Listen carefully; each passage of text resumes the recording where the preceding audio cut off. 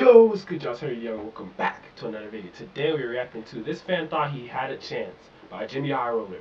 Hey, Chad, this about to be a great video. All I seen in the thumbnail was like Victor Wembanyama blocking somebody's shot. Let's just see what it's talking about.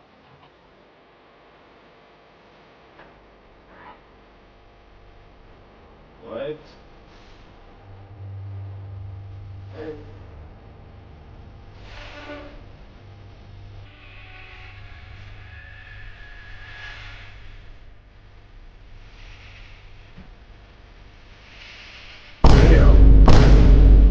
Yo.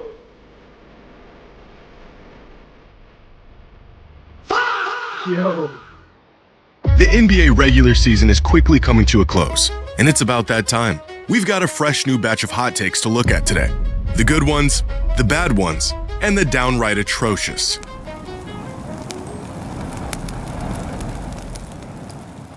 I already know you about to give me an ad. You can't get me, Jimmy High Roller. Not today, buddy. Not today, buddy. It's about DraftKings.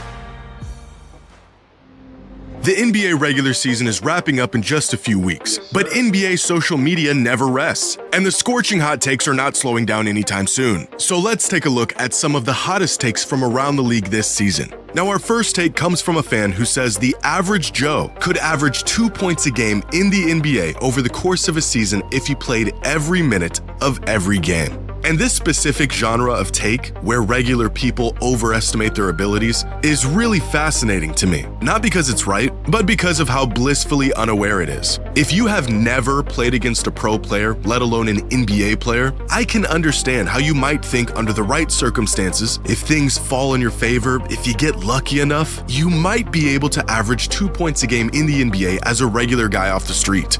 But play one game. Scratch that. A few possessions against someone who plays basketball for a living, and it is astonishing just how quickly you realize you stand absolutely no chance whatsoever. Not only would the average Joe not be able to average 2 points a game, he would struggle to score 2 points over the course of the entire season. Forget scoring. Try getting an open look. Try getting the ball out of your hands without getting it snatched. Matter of fact, there are NBA players who don't average 2 points a game. Watch any example of a regular guy playing an NBA player, and it almost looks like they're playing two different sports. Just the other day, Barstool Sports challenged their employees to play former pro players in a game of basketball. Now, most of these pro players were not NBA guys, but rather really good college players who played overseas, with the addition of Tyler Hansbrough and a 50-year-old Jason Williams. The challenge started as a normal game of 5-on-5, but every time the Barstool guys lost, they were allowed to add an additional player to their team. And it quickly went from 5-on-5 to 5-on-6 to 5-on-7. Take a wild guess at how many regular guys it took to beat the pros. 9, 10? Nope. It took 15 Joes to beat the pros. Look at this game. This is a mess. They've literally stormed the court. But it gets even worse, because not only did the Joes get to add 10 additional players on the court, the only way they even had a chance to take down the pros was to start taking away players from the pro team. So by the time the Joes finally won, it was a game of 15 regular guys against 2 former pros. Now, you're probably thinking, I'll just chuck up some shots, foul bait, run the gambit of gimmicks to game my way to 2 measly points a night, and try as much as you want. You're not getting those 2 points. Imagine what Asar Thompson would do to the average Joe. Even if this person has basketball experience, in what world does the average NBA player not smother them into an errant shot or a turnover? That's the thing, bro. People think, I still remember this one debate that people were having. It was, would you rather 1v1 Peter Bot or 1v1 Peter Bot in Fortnite or 1v1 LeBron in basketball? And people were saying LeBron. Bro, do y'all not realize how hard it is to beat an NBA player in a 1v1? They think, oh, all I gotta do is just throw up a shot and it'll go in, bro. You really think LeBron's gonna let you have the chance to throw up a shot? You really think he's gonna give you that type of space? Like, what? People just be talking, bro. LeBron is locking you up. if he knows what's on the line, bro, he's not gonna let you try and score, bro. Bro, come on. Every single time they touch the ball, just get open and heave up a few long balls. One of them's got to go in. Get open? What do you mean get open? You think you can create space on Alex Caruso? Celtics point guard Peyton Pritchard spent his first few seasons in the league averaging about 6 points a game. In fact, throughout those first few seasons, he had countless games with 2 points or less, despite playing solid minutes. You want to know what a player like this translates to when he's not playing NBA level defense? 92 points. Exactly. A player who was struggling to put up... People don't understand the skill gap and skill difference, bro. They see a guy do something crazy, think, oh yeah, I can do that same thing. He's a bum. Mind you, that bum is like, bro, people just don't understand, bro. 6 a game in the NBA is Michael Jeffrey Jordan against everyone else. Even on his very best day, an average Joe is still infinitely worse than the worst NBA player on his worst day. And there are many NBA players who struggle to put points on the board. As the wise Brian Scalabrine once said, "I'm closer to LeBron than you are to me." And yet, no matter how much time has passed, no matter how many times this has proven to be true, it is still difficult for some to truly grasp just how big that gap really is. Under no circumstances would the average Joe put up 2 points a night in the NBA. Now, this next take comes from a fan who says he is not impressed by Wemby, and that Victor is only good because he's tall. What? And what's odd about this take, besides the fact that it's brain rot, is that up until a couple months ago, I never really saw anyone say this. For the last 2 years, everyone was unanimously enamored by his freakish size and abilities. Yeah. But the more Wemby develops and the more popular he becomes to the masses, the more I see this take, to the point where this is now the default comment on any Wemby highlight. And it could not be more wrong. Richie X Master, yo, what's good, bro? W's. People say if Wemby was 6'4" instead of 7'4", he wouldn't be in the NBA. Well, yeah. If any player was a foot shorter, they wouldn't be in the NBA. Wemby's most valuable asset as a player is his size and his length. Bro, what people don't understand, they think, oh, he's 7'4", so that means he should be good. Bro, I've seen 7'4", 7'5". You see Taco Fall, he's 7'6". And he's not, bro, and he's not even in the NBA anymore, bro. They talk about, oh, he's 7'4", 7'5". Like, he has to be good, bro. Like, that doesn't mean anything, bro. You could be literally 7'10". Like, that just, like, sometimes being too tall is worse for you in basketball. People just don't understand.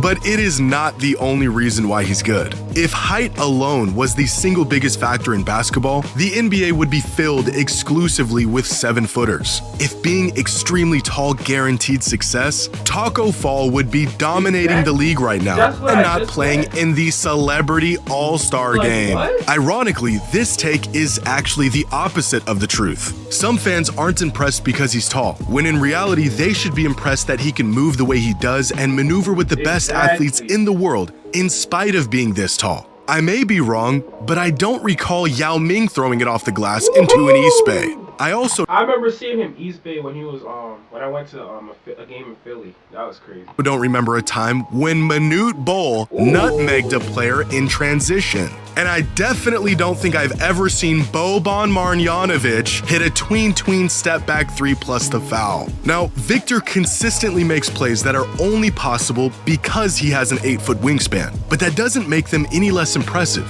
To discredit these plays because of Wemby's height would be like saying Shaq's game wasn't impressive because he was bigger and stronger than everyone else, or saying Michael Jordan's acrobatics around the rim weren't impressive because he could jump higher than everyone else, or saying Steph is only good because he can shoot threes better than anyone else. Yeah, that's kind of the point. All great players have some sort of built-in advantage to their game. It's one of the reasons why they're so great. Victor's advantage is that he's a giant, and he uses that advantage about as good as anyone ever has. If you think height is an unfair advantage that makes things unimpressive, basketball probably isn't the sport for you. Now, this next take comes from a fan who says Luka Doncic peaked early and that we've already seen the best version of him. Hold on. If y'all watch basketball now, y'all know why I say hell nah. This guy's been playing out of his mind. Which sounds crazy, but may actually be true. Luka just turned 27 years old. He's in his 8th season. Historically speaking, Luka should be hitting his peak right about now. But if we have already seen the best Luka has to offer, then his timeline is about the same as most greats. Unlike most players, Luka started playing professional basketball when he was just 16 years old. In terms of playing at the highest level, physically and mentally, Luka's on his 11th season as a pro. And when you watch him play, there are moments when you can see the toll of all of those extra miles. Playing against grown men before he could drive a car certainly gave him an edge over other prospects, but it also meant Luka was a polished player, closer to his ceiling coming into the league in comparison to other young, raw players. If we look at Luka's progression throughout the years in terms of something like estimated plus-minus and compare him to other all-time greats, his first 8 years in the league have been pretty similar to the others. Specifically, LeBron and Luka had extremely similar trajectories for the first half-decade of their careers. But overall, it seems between years 6 and 8 is where these guys are hitting their statistical peak, and then they hold it for a few seasons before settling into a role that's less volatile but more sustainable long-term. It's hard to believe, but Luka is approaching a decade in the NBA. If what we've seen from him is the best we're ever going to get, that actually wouldn't be out of the norm. Most players who peak extremely high reach that peak a lot sooner than you'd think. By his 7th season in the league, Steph Curry was already a champion with 2 MVPs. LeBron's 8th season in the league was the Dallas Finals, where he was already in Miami with 2 MVPs. Season 8 for Kawhi Leonard was capped off with a championship and a Finals MVP. By the end of their 8th season, most all-time greats have played their best basketball. This is why the Lakers will win the NBA championship this year. Come back to this video when it happens. Luka is gonna get Finals MVP this year. I'm telling you.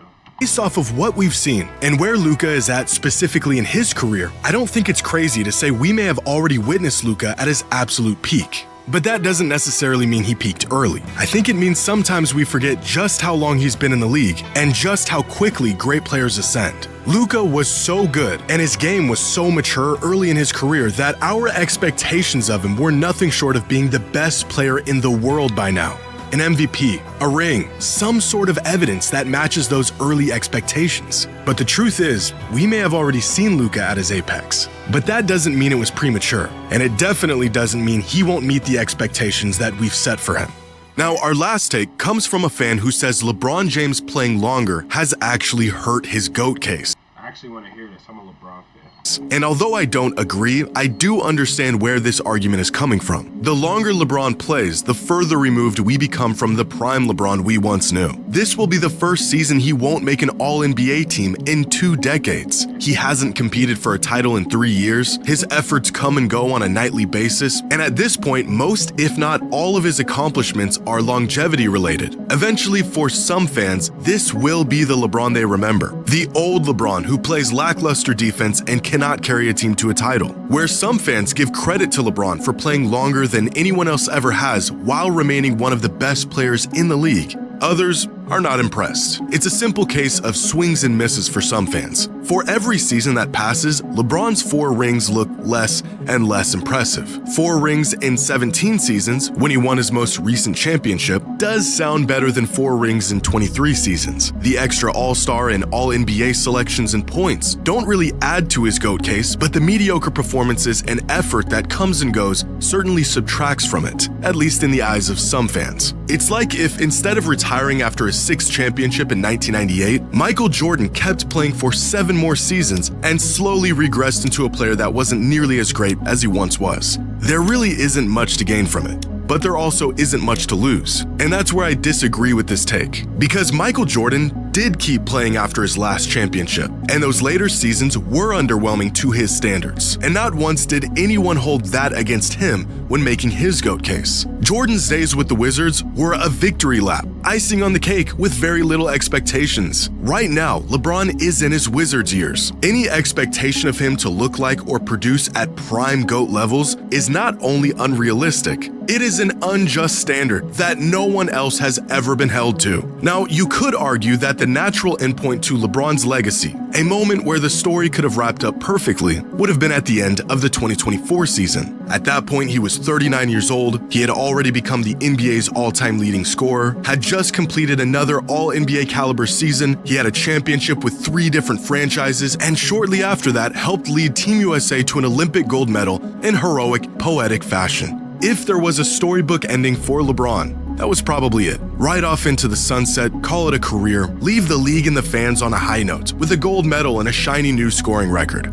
But instead, LeBron kept playing. And I think time will prove this decision has not hurt his legacy. There is an entirely new generation of players in the league right now who get to match up and play against LeBron. A new generation of NBA fans who are able to watch LeBron firsthand, and even witnessing this admittedly watered down version of the once most dominant player in the world, are convinced they are watching the greatest player to ever live. LeBron playing longer only hurts his GOAT case if you still expect him to play like the GOAT as a 41-year-old in his 23rd season, which is just as ridiculous as this take. But let me know what you think. Share your hot takes in the comments below. And as always, the hotter, the better.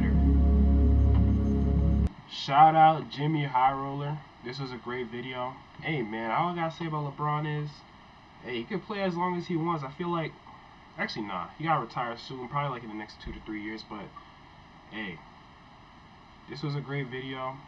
Hope y'all enjoyed. And yeah, it's Banner the Youngin. I appreciate everybody for watching. Until next time. Peace!